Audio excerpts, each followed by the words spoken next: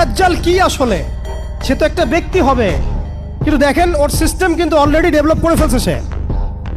সে কি প্রত্যেকটা জায়গায় পায়ে হেঁটে হেঁটে গিয়ে শাসন করবে? আপনাদের তাই মনে হয়? সে প্রত্যেকটা জায়গায় তার এজেন্টদেরকে বসাবে, এটাই বাস্তব।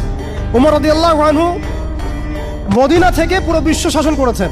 তিনি কি প্রত্যেকটা জায়গায় পায়ে হেঁটে হেঁটে গিয়েছেন? এটা কি পসিবল?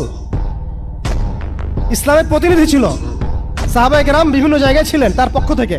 মাসিহুদ দাজ্জাল অনেকটা সেম কাজ করতে পারে। দেখুন, খেয়াল করে সে তার অনুসারীদেরকে সব জায়গায় বসিয়ে দিয়েছে, সবাই তার ভাষায় কথা বলছে। বিবিসি, CNN তারা যে ভাষাগুলো চয়ন করে সেই ভাষায় আমাদের রিপোর্ট করা হয়।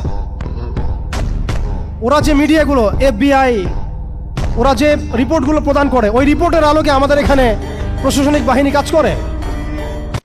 তারা যেভাবে ফাংশন করে সেইভাবে কাজ করা হয়। পুরো বিশ্বটা যেন একটা সিস্টেমের মধ্যে নিয়ে আসা হয়েছে। এটাই হচ্ছে একটা দাজ্জালীয় ওয়ার্ল্ড অর্ডার। এই ওয়ার্ল্ড অর্ডারটাই তারা ফাংশন করেছিল আমাদের খেলাফতটাকে অ্যাবলিশ করার পরে। এই কারণে আমাদের এখানে প্রশ্ন উঠতেছে যে উম্মার পুনর্গঠন কেন দরকার, কিভাবে সম্ভব?